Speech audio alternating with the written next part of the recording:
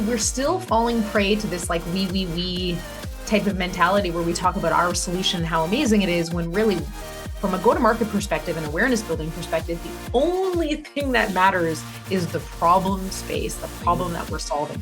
You cannot be selling a vitamin right now. You have to be selling a painkiller.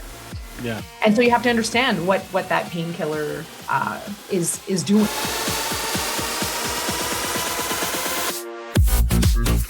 Hello and welcome to the Exponential Scale Podcast, the show where we talk about how tiny teams with big ambitions are doing more with less, scaling smarter, not harder, and building big businesses with teams that could fit around a dinner table. I'm your host, Ron Schmelzer, and on today's episode, we're talking with Gia Laudi, who is the Chief Strategist and Principal at Customer Led. Hi, Gia. Thank you so much for joining us on the Exponential Scale Podcast. Hi, Ron. Thanks so much for having me. I can't wait to dig in. This is going to be fun. So before we jump in, let's talk a little bit about traditional marketing playbooks. Maybe you know the one where you build your product, maybe you hire a VP of marketing and they demand a budget, and that budget funds paid ads, and those ads generate leads, and those leads go into a sales system, and the sales team goes through a pipeline, and somewhere in that pipeline, after many meetings and proposals and follow-ups, you close a deal, and the whole thing costs you, well, a lot, and is complex, and that's usually what makes small teams big teams, right? And somewhere in the middle of all of this, somebody might suggest, should we really understand what our customers actually need? And then the room goes a little quiet, and then someone mentions the quarterly targets, and, well, the question gets tabled until the next quarter. So here's the thing. The founder that I'm talking to today made a different bet. What if you skipped the pipeline, skipped the VP hire, skipped the paid ads, and instead wrote a book, and not a thought leadership play, not a vanity project, a book that functioned as the sales motion, a book that attracted exactly the clients worth working with, pre-qualified them against your framework, and handed them over to a 4-person team that then delivered results like 100% improvements in free to paid conversion, 300% jumps in feature adoption, blue chip clients, no cold outreach required. That is leverage, and that's exactly what we talk about when we talk about scale maxing, growing beyond yourself, punching above your weight. So today's guest, Gia Laudi, who is the co-founder and principal at Customer Led, the boutique B2B SaaS growth consultancy that's behind the Forget the Funnel movement. And Customer Led really helps B2B SaaS companies unlock growth by doing the things that most companies are too impatient to do, which is deeply understanding what their best customers need and building the entire go-to-market motion around that insight.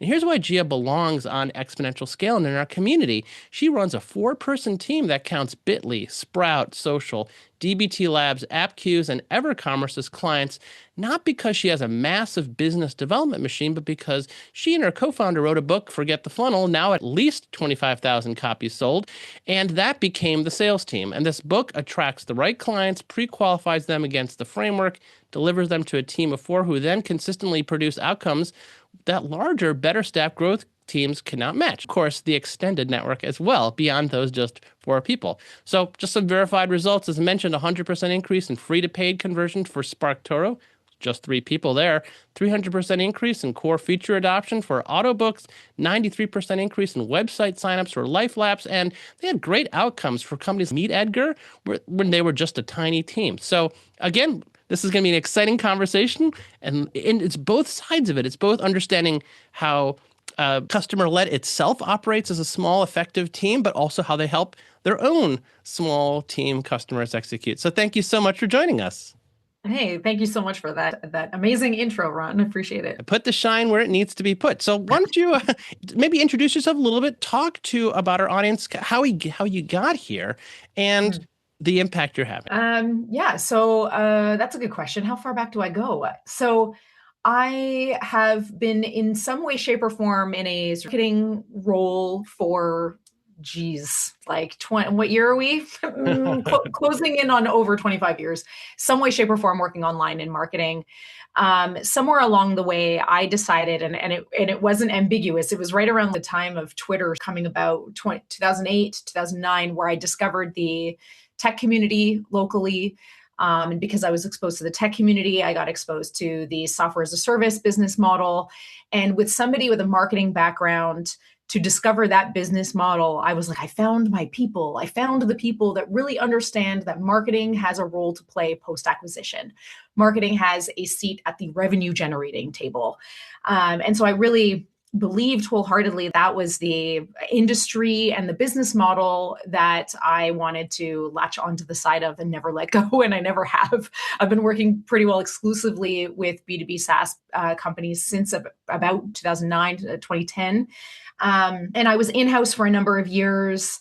And I had a great experience leading marketing at largely marketing-led SaaS companies, and honestly learned a ton. And I discovered when I was in-house, the origin story that I often tell about this framework that we developed was when I discovered that there was a way to operationalize the customer experience, not through customer lifecycle like MQL and PQL and SQL, but really look at it inside out the way it should, which is around delivering value to customers and the milestones along the way and how we can deliver in a really effective and even scalable way, amazing customer experiences, deliver value over time. And I discovered that when I was back in about 2012, 2013, I was visiting the Airbnb office, Lenny Rachitsky, a friend who invited me over there, and we discovered this way of operating. And we brought it back to the team and implemented it. And the growth that we experienced the following year was incredible. 900% revenue growth the following year because we had operationalized the entire company, we'd put the customer experience at the center of gravity of the company. And we all started operating in that way. And we were not a big team at the time, and we experienced this amazing growth. Fast forward to, I have my kids. I realized it's time for me to leave in-house. I knew I was going to start a business of my own at some point. But I do really love doing the work itself. So I paired up with Claire Suellentrop, who I met around 2016 or so, 2017. And we realized that we were very philosophically aligned when it came to our approach to marketing in tech in particular, and helping customers be more customer-led. And we started running workshops together, which really took off and became very successful. And then eventually we grafted our two ways of working together, or our two ways of working with teams together, her on the research and messaging side and me on the strategy to execution side. And we married the two approaches and gave it a name, which is customer-led growth. And the consultancy was sort of born from that. And we always got a lot of, and I still do today, my passion is really in like getting into the weeds and helping teams achieve amazing results and really outsized results. And so that's how we still operate today. Very small team. I get into the weeds on every project. I see in strategy. So I have this insatiable need to connect dots and help those around me connect dots. So that's how we operate today. Yeah, that's fantastic. We'll talk a little bit about that without giving away too much of the book and your methodology. Talk about what do we mean by forget the funnel, and maybe for folks who may not be familiar with some of the acronyms used, ML, and PQLs and SQLs. Yes, talk about all that and talk about what this framework is all about. Yeah, so customer-led growth really is this, it's a very, when I explain it to people, everyone's like, well, yeah, of course. Yes, for sure. Everybody should operate in that way. It just makes sense. And so the crux of it is it's three parts. The first one is we need to get inside the heads of our best customers, deeply understand how and why they make the decisions they do. Why do they choose us over all of the other solutions? What is it that demonstrates to them that ours is the right solution for them? What convinces them to make a purchase decision? What convinces them to stick around? That type of thing. So really understanding customers first and foremost through a psychographic lens, i.e., what motivates them to make a decision, what convinces them to stick around. And then secondarily, demographic and firmographics, which is what we often talk about when we talk about customers and marketing. We'll talk about ICP, ideal customer profiles, and demographics and firmographics and size of company. And we serve this industry. But really, at the end of the day, the thing that's going to help you make better decisions about how to grow is understanding what motivates your customers, what anxieties do they have, that sort of level. So that's the first step, is deeply understand your best customers, why they make the decisions that they do, what really matters to them. That's the first step. Second step is take what you learn about your customers, prioritize the customers that you care the most about and that you want to solve for. And there's discussion to be had there. But the The second step is really about mapping and measuring their experience. And so your job at this point is to figure out what are the major leaps of faith that a customer takes in their relationship with us? Where is value delivered?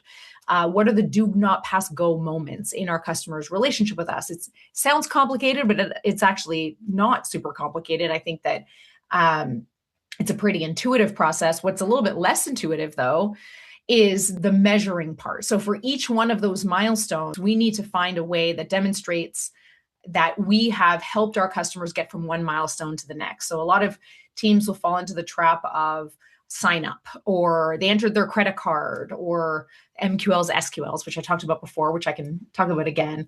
These transactional moments of in our customers' relationship with us, but really where we focus is on those experiential moments. Where are we actually delivering value, and how do we measure that value has been delivered? So that's the second step, is mapping and measuring that customer experience.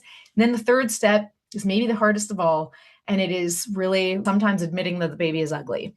And it's looking at, what is the experience that we're delivering to customers today, and what are all of the ways that our current customer experience, our current messaging, positioning, product onboarding, product experience, all of that, how is that out of alignment with what these amazing customers need from us and expect from us? And it's really a prioritization exercise after that. So those are the 3 steps of customer-led growth. I can talk about any of them ad nauseum, honestly, but that's it in a nutshell, the framework itself. Yeah, it does make sense. But of course, a lot of people have trouble thinking through all that, executing it. Maybe they don't even know who their best customers are, don't know how to have the conversations. And a lot of what you're saying really isn't very much in alignment with a lot of what we've been talking about, especially the ICP. We talk about how the fact that companies don't even define that very well. How much does the customer-led growth and the ideas of just figuring who your one good customer is, your 2 good customers, and really emphasizing there? So what goes into that process, you mean? Yeah, and how it expands beyond sort of the ICP process that people might be familiar with? Oh, yes. Yeah. So segmentation is one of these sleeper topics that actually is massively important. And I think that a lot of people underestimate its value, particularly at the leadership or senior levels inside of a company. And the reason that I say that is because we work with a lot of teams that will have life cycle teams, as an example. And life cycle thinks a lot about segmentation, right? When you're rolling out email campaigns across tens of thousands of people, or even just thousands of people, or even hundreds, you think in terms of segmentation. But when I say segmentation, I actually mean at the strategic level. And I find a lot of teams will, come to us and say things like, well, you serve the SMB market, and we've got enterprise, and we've got some in the middle. And they think about their customers as this multiple markets, for one. But also similarly, and of the same vein, they're like, well, we solve these types of problems for our customers. And they'll list off a laundry list of problems that they solve. But what they're not doing is actually segmenting their customers in meaningful ways. And what I mean by meaningful is the context that somebody shows up to your front door with, the old way that they find painful, the short list of options they considered before they got to you. What are their deal breakers and motivations and anxieties that you have to answer for that particular problem, for that particular customer? So a lot of teams, big and small, think about their customers, the customers that show up at their front door, as this big homogenous group of folks. And they don't think enough about what is the problem set of a customer that shows up at the front door? What did their life look like before showing up to that front door? And what is the experience that we can deliver to them? By experience, I mean product experience, emails, messaging, positioning, all of that. What's that experience that we can deliver to them that cuts through all of the noise in the market right now? Because everybody listening to this is experiencing this commoditization of free. Well, every market is saturated right now. Everyone who shows up to our front door is talking about commoditization and saturation of their market right now. And so one of the most effective ways that you can cut through the noise of all the saturation in the market is to deeply understand the different segments of customers that are showing up at your front door, and either focusing on one or giving them doorways to segmented experiences that actually meet their expectation, that speak the language that they speak, and do the things and provide them the experience that they need to in order to choose you over everything else. So I think segmentation is a massive miss. I think a lot of people default to thinking of segmentation as industry or company size or job title, when at the end of the day, those things are important. I'm not going to say they're not important, but it's not where you start with segmentation. Psychographics are a much more effective way to start your segmentation. We like jobs to be done for this, which I can talk about. But that's a much more effective way to segment because it's the messaging that is going to cut through all the noise. And then after you identify the psychographic segments, the jobs to be done that show up to your front door, then we layer in demographics, firmographics, and things like that. So that's how we like to approach segmentation. But I think segmentation is this like topic that not nearly enough people talk about. Honestly, it sounds super strategic. It's like, well, if you don't know who you're serving and what problems you're solving and how are you going to solve them in a uniquely competitive way, it's kind of like, what do you got? Yeah. You just have a whole lot of people who are settling on a product that may or may not even be good for them. And then something else comes along that's better and you'll lose them. I think this is one of these conversations we have, especially with small teams, because you can't afford to do everything for everyone. That's right. And one of the things that seems like it's like a hot knife through butter is that when you have something you don't need 1 million or 2 million customers. If you have something that's really good for your small focused base and it's really good, you can outcompete companies that are tremendously larger than you. Yeah, absolutely. It's a huge advantage. And I think it's always been an advantage. It's always been important, but I think it's increasingly important right now. It's one of the only moats left. Honestly, technology is no longer, having the best features is no longer a competitive advantage. It's not going to be your differentiator. I think one of the most straightforward and most durable, I would say, moats forward is really deeply understanding who you serve, yourself and your team, and building around that. Because again, product is easy to build. Features are not differentiators anymore, unfortunately. Yeah, you're exactly right. Well, you can only talk the talk, but you walk the walk because the organization's pretty small itself, and you have some major blue chip customers. Bitly, DBT Labs, Sprout Social, mentioned a bunch. So I guess sort of your hot knife through butter. Like most boutiques that have that client caliber have grown the team tremendously to service and have business development. So you clearly went a different way. So how did you make this work? So it's interesting because it was never even a consideration for me. It was never our appetite to build a large marketing agency. And the reason is maybe boring, but it's that I really just love the work. And so I never wanted to not be part of the work. I find solving challenges, growth challenges in tech to be so interesting. I can barely help myself from digging into the weeds, even on like sales calls. I want to get in there. I want to solve this problem. And so I'm just really invested and in love with the work itself. And so building out a big agency wouldn't have satisfied that for me at all. And so I'm on every project. This small team that we have, there's 3 of us that's on every single project that we work on. And I just like the work too much. I had a small stint at a marketing agency very early in my career, and I learned very quickly that was not for me. So that's really how we've done it. We also operate like we were once described by someone as a liberating force, not an occupying force. And that's kind of my MO as well, is our whole reason for sort of existing is helping customers or helping the teams we work with rather put customers at their center of gravity and operationalize around building amazing customer experiences. And so we want nothing more than to enable these teams to do that. And we don't want to be the determining factor on whether or not they can do that effectively. So we're building out, what I would consider to be like, we're often described as product marketing, positioning, messaging, customer experience mapping, KPI development, like strategic guidance, growth guidance. And so we put together these foundational pieces. Teams get to experience the whole thing with us because we do a workshop format at the end, and then they learn to fish.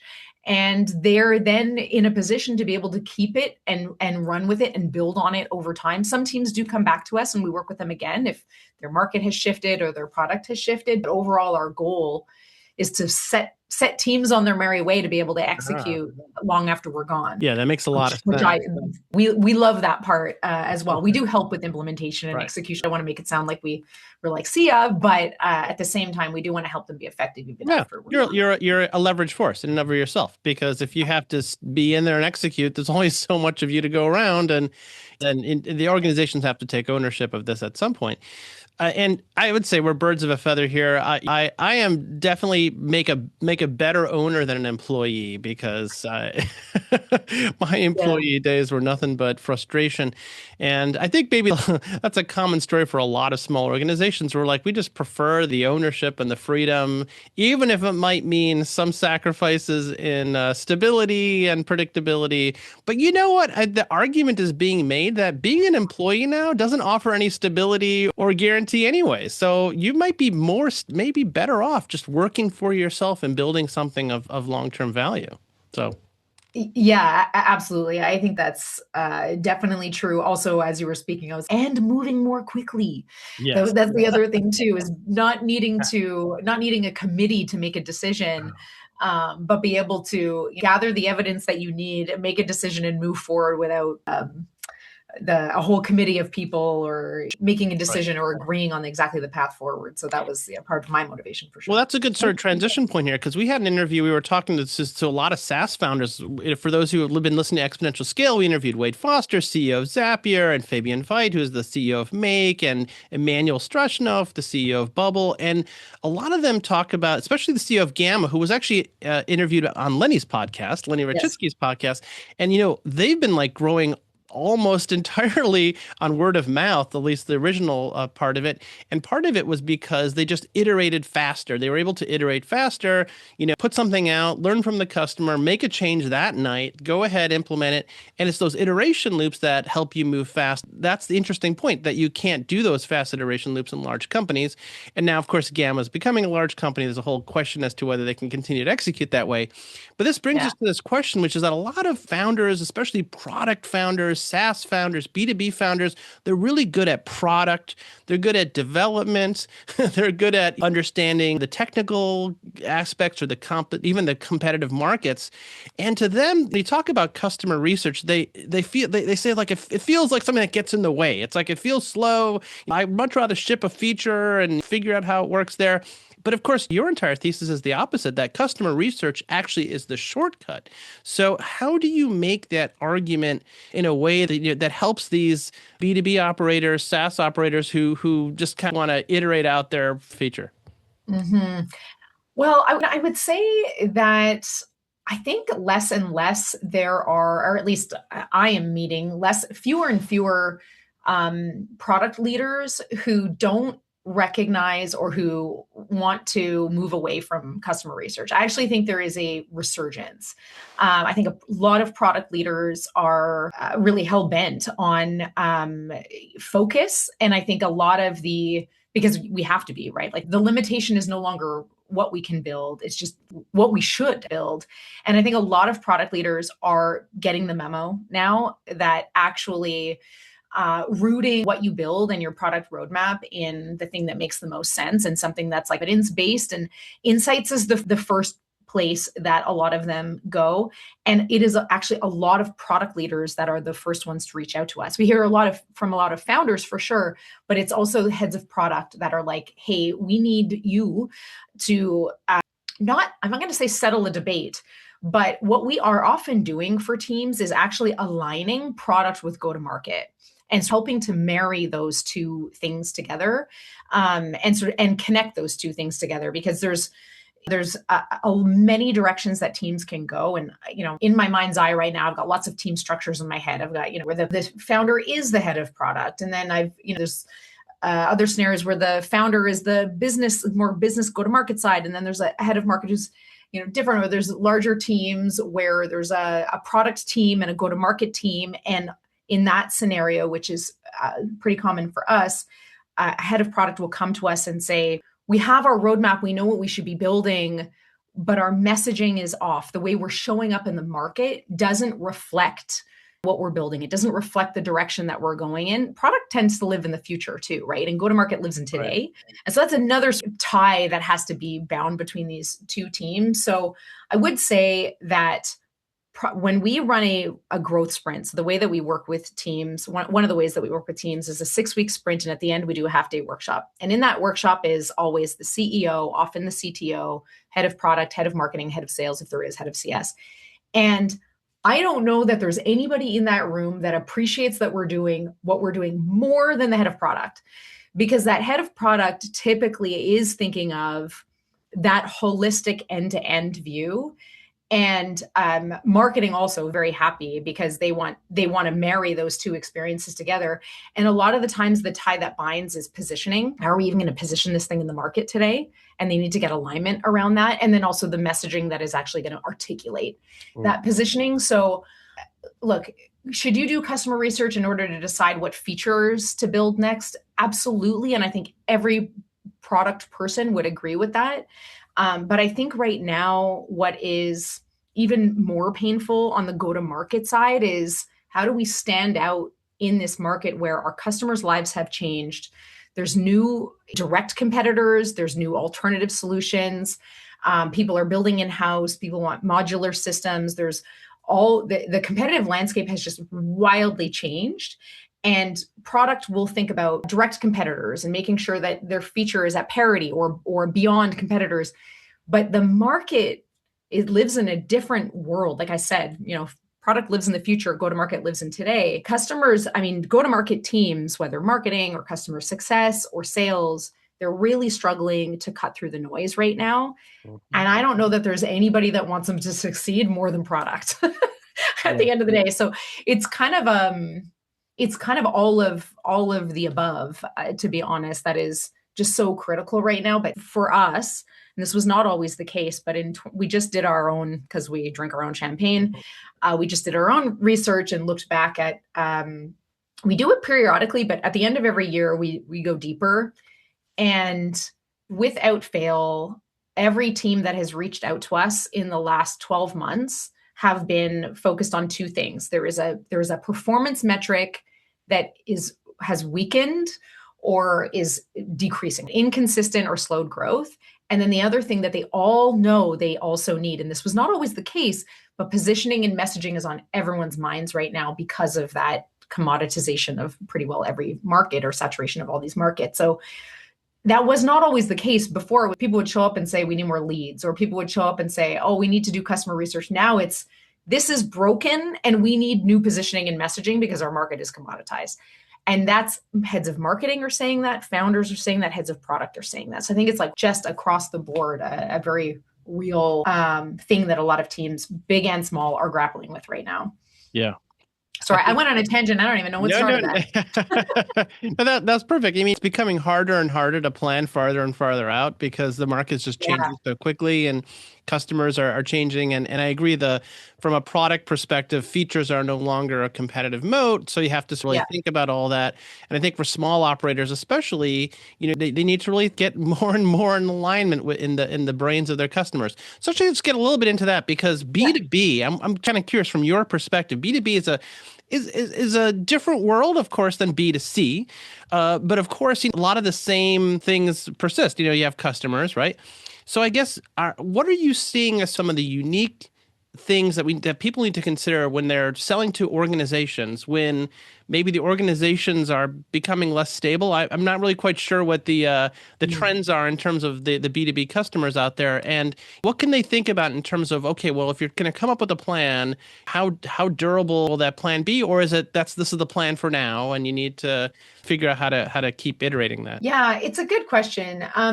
So what I would say is we work exclusively with people who sell to businesses, but a lot of times they're smaller. So a lot of the teams that we work with are actually PLG. And so they have a product-led motion that they leverage to acquire customers. And what I would say is there's a couple of things that have happened over the years. So PLG had this big wave of popularity a couple of years ago. And I would say in the last year or two, there's been a bit of pushback on PLG, and sales-led is having a bit of a resurgence. I don't think that's going to last much longer. And the reason that I say that is because the saturation in the market is we're just all going to need to lower the barrier to entry. So I would say for any listeners who serve businesses that have that are making a business purchase decision on their own as a sole champion and sole decision maker versus those that have committees of buyers, right? That maybe have an economic buyer and a technical buyer and a champion buyer and a functional user, and they've got all these folks to consider. What I am encouraging those teams to do is lower the barrier to entry, and it's not it's not always straightforward how to do that. But one of the most effective things that you can do is just deeply understand that champion. So there's a couple of things that I need to unpack in what I just said, because I recognize it was like kind of high level. So let me zoom into a specific example. So if you are selling software where there are multiple people involved, that champion buyer is the one that your marketing and your website and your early product experience ideally really solves for. So are your economic buyers important? Of course. Are your technical buyers important? Of course. Are the functional users important? Of course. But when you're thinking about your go-to-market strategy and how to acquire more customers, you have to focus on the champion. The exception to this is if you have an outbound motion where you're focused on outbound to the champion or outbound to the economic buyer. But I'm going to leave that to the side for a second, just for simplicity's sake. So your website needs to speak to that person who inside of that organization is told, we have to solve this problem. Something's not working anymore. Hey, you have to solve this for our organization.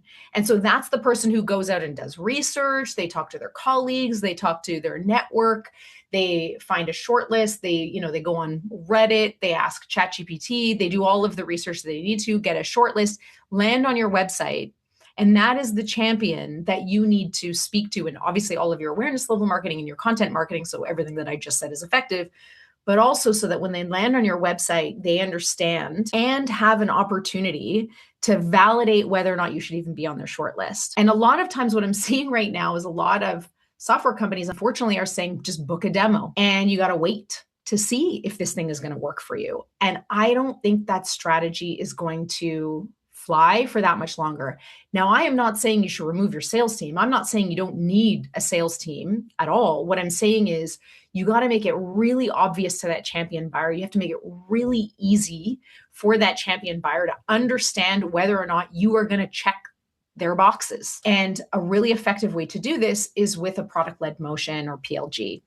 And so give them a video demo, or give them a freemium version of your product, or institute a trial, a timed-based trial, or what I sometimes recommend to companies who have really complex software and sell into complex buying committees is a sandbox account, or what I sometimes refer to as like Faux freemium, where it's like not a real freemium account, but it's loaded with dummy data or data that looks something, what they would need to see. And it gives them the opportunity to say, I'm going to send this to my technical buyer to, go through the next iteration of the buying process. But if you don't make life easy for that champion buyer, you are going to have a hard time in 2026 and 2027. This is gold. This is fantastic. Because we're speaking on this podcast, two small teams, and we're saying, well, you don't necessarily not need your sales team. And we'll say, well, no, wait a second. Maybe you don't need a sales team. Maybe that's the whole intent here. You might not. That too. I don't want to say that too much, because organizations that have been built around, a sales guy or like a really effective sales process, it's really that's a hard pill to swallow for some, but anyways, I could talk about this all day long. I think PLG is going to have a major comeback in 2026. It never went anywhere, to be clear, but I think it's going to be increasingly important to make it very easy for people to validate whether or not your product is going to solve their problem. I agree. And sometimes I'm on the other end of that. So like I'm a small team, I'm a single operator here, and I'm evaluating tools all the time. And if I have to go in there and figure out how to create everything from scratch, I have a million other things to do. Even if I want it, it's like, if you just load it, I like the idea of like, load it up for me. I understand it's not the real stuff, but just show me what this is. And There's definitely a hunger for that. This goes to the other side of the equation here, which is that it's getting harder and harder now to get attention. You build awesome things. You talk about, well, people land on your website. It's like, well, actually, that's challenge number one, getting people to land on your website, because, search engine traffic is getting harder to get because of the AI. You need to get into the AI systems now. So you need to do AI optimization. You talk about Reddit. And a lot of the growth, like, for example, if you have observed the phenomena around OpenClaw, right? That was entirely 100% word of mouth. It was just this viral thing that just seemed to come out of nowhere. I was like on my LinkedIn feed, all of a sudden it's like everybody's talking about this. At first I thought it was some sort of, crypto operation, because it's just like, why is everybody talking about it? But it was durable. People are still talking about it now, and I think now this gets down to, well, this champion might be influenced by word of mouth, by an AI search, and I think that this is sort of the challenge of attention right now, especially if you're a small team, trying to compete with the noise, which is getting noisier. Yeah, there's a couple of ways that I can respond to that. One of them is that I feel like there are outliers. Like, I feel like OpenClaw is an outlier situation, and a lot of these AI, advances, and a lot of these AI startups. Holy moly! Actually, that's a whole other topic. So the topic of these AI products going to market, getting this big wave. I have seen this happen with a number of AI native products. They get a big wave of customers coming through the front door when their thing is hot, and then they can't actually convert them into paying customers. And so then they're like, oh, okay, we have this like really healthy top of funnel. We had this blip, this mass top of funnel, but we can't actually convert them to paying customers. And so now we need to, figure out how to, fill that leaky bucket or stop that leaky bucket. But there's a number of things that you just said that I think are really important here. And I think maybe centering back to, like, where should you be focused and what should you be thinking about in terms of building awareness about your solution? And what I am recommending, just because it is so it's so, like, content is just, it's like a different world, right? When you think about content marketing from like 2015 to 2025, like, just a completely different world.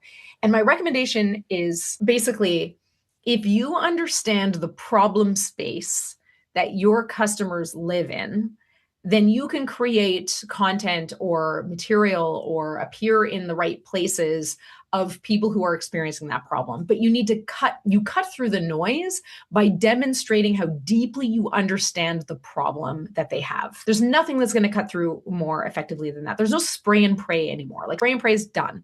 Yeah. People got away with that for a long time. That is not the way. And so if you can, and I can talk about the steps on how you would do this, because I recognize, I say, talk to your customers, understand your customers. Everybody says that. And I would love to get into the details of how do you actually do that.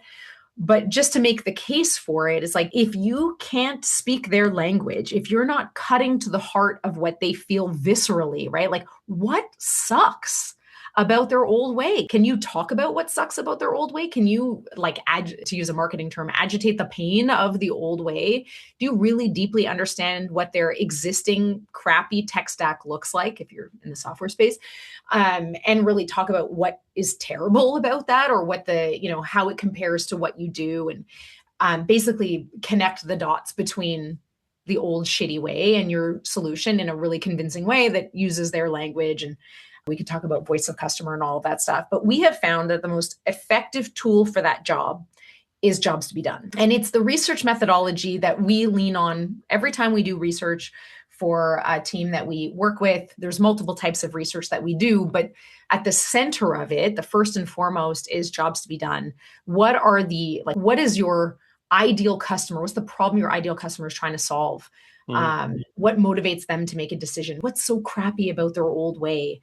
And if you can center your content strategy, your positioning and messaging, your website's got to be wrapped around that problem for sure. We can talk about all the downstream stuff from that too: your product onboarding, your product experience, expansion opportunities, blah, blah, blah. But if we're talking just about how do we stand out in the market on the awareness side, your marketing also needs to lean into the old way that problem space, what sucks about it, how they describe it, how much time they spend on it, what their alternatives are, and really dig into the problem space. I just think people just, we're still falling prey to this like we type of mentality where we talk about our solution and how amazing it is, when really from a go-to-market perspective and awareness building perspective, the only thing that matters is the problem space, the problem that we're solving. You cannot be selling a vitamin right now. You have to be selling a painkiller. Yeah. And so you have to understand what that painkiller is doing. And so that's a lot of what we talk about right now is like vitamin versus painkiller, really understanding that pain, optimizing your website around that pain, and the different problems that you solve, updating your LLMs, .txt files and your schema and all of those things, your content strategy. When you go onto podcasts or when you write articles, digging into the pain is really what you should be focused on. That's one of the only ways you're going to cut through the noise right now. This is fantastic. Well, for those of you who are listening here, this is almost like a 1-hour masterclass here. and not to throw too much of a commercial here, but for our listeners, they know that we do have a community of small team founders who are trying to build their organization through high leverage activities. That's the Scalabrate Hub. I encourage you all to take a look at it and be part of it. It is a community. It's a membership network, and we are all here reinforcing each other, helping us grow in what we believe is the third way of entrepreneurship growth. And without getting too much into it, that first way, of course, being the old traditional bootstrapping approach where people felt like you just had limits on your growth. And of course, the second one, which is the unicorn focused venture backed high scale approach, which has high rewards, but has high risk. There is a third way now, and that third way are these high scale but high leverage organizations where we make the most of these tools and technology. But it's mostly, honestly, about processes and methods. It always comes down to it because the tools will be here today, gone tomorrow. There's always be some new tool. But the thing that should be consistent is your process. So to encourage all of our listeners to go to the network, be part of it. That's a very rapidly growing community, and we'd love to have you all be part of it. But I have one or two more questions before we get into our rapid fire, because I want to be mindful of our listeners' time. And of course, our guests' time has been fantastic. This is almost like a course, really. We'll give you all a certificate for listening to this one. But let's go to forget the funnel. So the title is provocative, which is fantastic. And it implies, of course, that most B2B SaaS companies are doing something wrong or something that's getting in the way about their growth. So for a founder that's running a small team right now, what is the one thing you think that they should stop doing today that funnel mindset might be encouraging them to do that's leading them the wrong way? Well, phrased that way, I would definitely say thinking about customers as one big homogenous group. We talked about it at the top of this conversation, but segmentation, being really intentional and strategic in your segmentation, I think is one of the biggest opportunities being missed right now. So many founders, even earlier stage, founders and small teams, they're like, oh no, we understand our ICP, but really what it means to understand your ICP is to understand them at the psychographic level. I think it's the highest leverage thing that you can do as a founder, not only for your go-to-market strategy, but for your product strategy as well, honestly. So it would definitely be that. Think about segmentation as a strategic lever, and maybe even possibly niching down as a result of some of that strategic work. Yeah, that's great. The riches are in the niches, as they say. Riches are in the niches, depends on how you pronounce those words. Yes. Well, this is fantastic. Well, we're going to go into a rapid fire. So we always ask the same 3 questions to all of our guests, whether they're technology companies, small operators that are growing big in big scale, or everybody in between. And this is now thinking about you and your organization, the stuff that's helping you, and from your own personal experience, what you believe might help others. So for you, what is one tool or automation or technology, this is the tool question, that you just absolutely can't run your business without today? The one that gives your team the 10x leverage every single week? Yeah, this is a great question. So we have so many tools that we have used over the years. I could list off many. If I had to pick a top one, though, they're all replaceable at the end of the day. We recently migrated, fun fact, from ChatGPT to Claude. And I thought, I had been using ChatGPT for 3 years. I thought it was going to be awful. It was nothing. It was the most nothing burger decision I ever made. I thought it was going to be this big, terrible thing.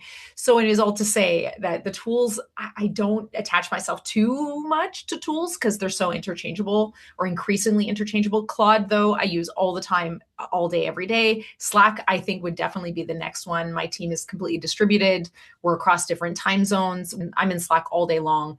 Also, the teams that we work with, when we have clients, we also set up Slack Connect. So I've got my team in there. I've got the teams that we work with in there. So those two would definitely be at the top of my list right now. But I got a long list behind that. That's good. Yeah. So for your small organization, your small team, like it's all Slack based, and you have shared documents. That's your key way of getting the efficiency and skill that you need. Yeah, and we also operate inside of Google Workspace, which was very deliberate. I mean, we've got Notion, but at the end of the day, for security, privacy, data consideration, we live inside of Google Workspace. And that's really important for the work that we do, right? Because we do handle like PII, personally identifiable information, on behalf of the teams that we work with. And we take data privacy very seriously.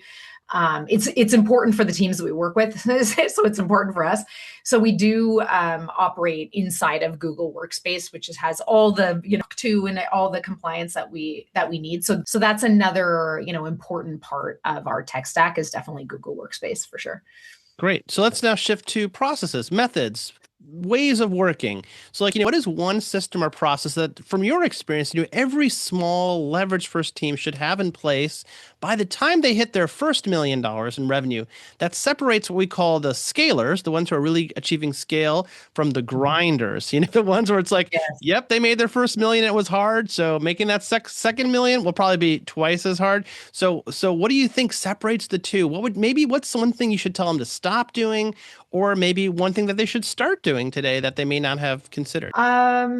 So if I had to pick one sort of methodology that I would highly recommend across the board, I would definitely say it's jobs to be done.